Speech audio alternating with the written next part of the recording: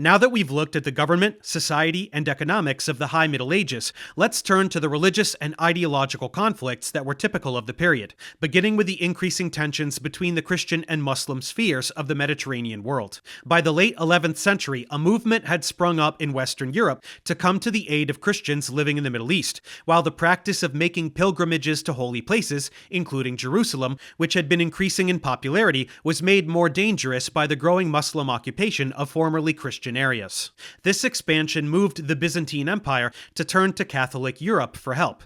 The idea of a crusade to liberate Jerusalem and the Holy Land from Muslim control was also encouraged by a widespread belief that ever since the arrival of the year 1000, the end of the world was near, and with it the second coming of Christ and the fall of the pagan powers, which, as far as Europeans were concerned, included Muslims, about whose beliefs they knew virtually nothing. At the same time, there was a call for greater cooperation among Christian communities, the so-called Peace of God, which encouraged them to band together to oppose the Muslim world. This was the situation when Pope Urban II decided to call for a general crusade in 1095. The first reactions to this call were spontaneous and disorganized. A popular preacher named Peter the Hermit led a group that succeeded only in wreaking havoc on its way to the Byzantine Empire, where it was easily defeated by the Turks. Another group succeeded in attacking and destroying a number of Jewish communities in Germany, in one of the first large-scale anti-Semitic attacks in Europe.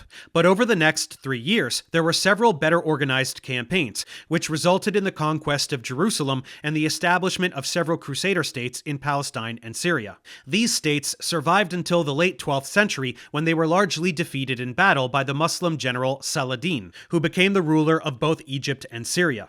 There was another series of attacks at the end of the 12th century in which the pagan populations of the Baltic region, what is now Estonia, Lithuania, Latvia, and Finland, were forcibly converted to Christianity, while some of the Orthodox Slavs of that region were made to join the Catholic Church. These attacks were encouraged by both the papacy and the Christian kings of the German and Scandinavian countries that bordered on the Baltic states. In the years before the Crusades, relations between the European states and the Byzantine Empire were strained by the fact that around the same time that Norman soldiers from France conquered England in the 11th century, they also captured the Byzantine territories of southern Italy. This expansion was opposed by both the Byzantine emperor and the other European powers, and the Pope asked for the emperor's help in pushing the Normans back. At the same time, differences in belief and practice between the Eastern and Western churches erupted into anger on both sides.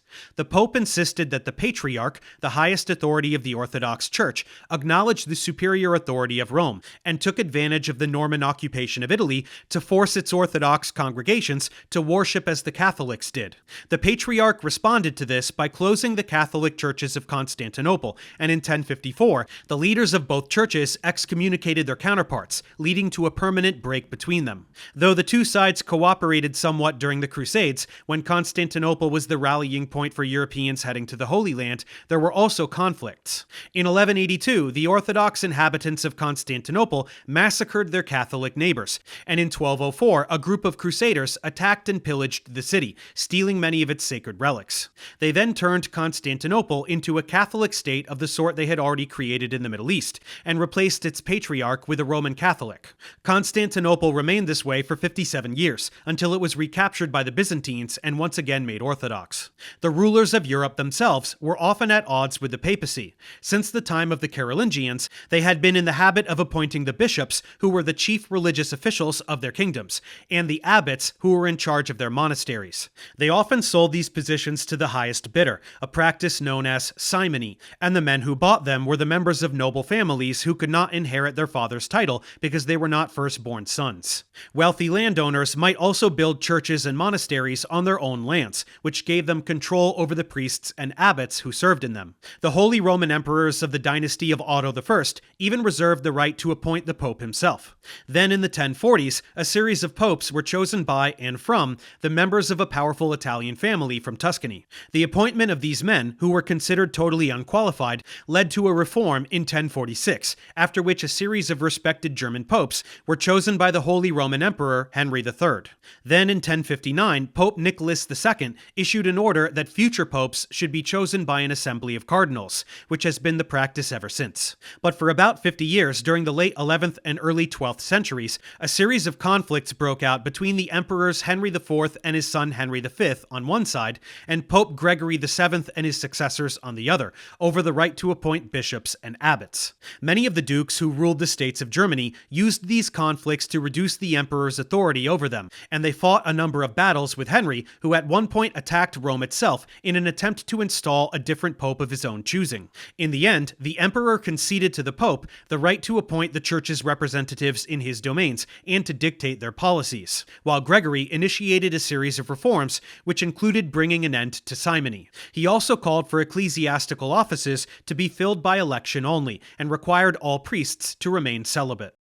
Another source of conflict was the Inquisitions that the Church launched against groups it considered heretical. During the 12th century, two of these groups became particularly popular in southern France and northern Italy, the Cathars and the Waldensians. Because they had their own ideas about the nature of God and the proper behavior of Christians, and gave lay people the right to preach, which had traditionally belonged only to priests, the Pope declared them heretical and called on local bishops to set up inquisitions in order to investigate their beliefs. Though this was in theory an attempt to set up a more rational procedure for dealing with people suspected of heresy, in place of the outbursts of violence that the secular authorities and the local population sometimes inflicted on them, the papacy had no control over its inquisitors, who might wield their power as brutally as they liked, or use it as an excuse to extort money from the people they were accusing. The political, economic, and social developments of the High Middle Ages were challenged by the events of the 14th and 15th centuries. The most disruptive of these were the Black Death, which led to the abandonment of many of the regions that had been settled in the previous centuries, and a war between France and England that lasted more than 100 years. But at the same time as these disruptions, an intellectual and cultural revolution, which would eventually be described as a Renaissance or rebirth, was taking place in Italy. The cumulative effect of all these changes has encouraged historians to describe the 14th and 15th centuries as the late Middle Ages. So let's move forward and learn about that next. Thanks for watching. Subscribe to my channel for more tutorials. Support me on Patreon so I can keep making content. And as always, feel free to email me, ProfessorDaveExplains@gmail.com.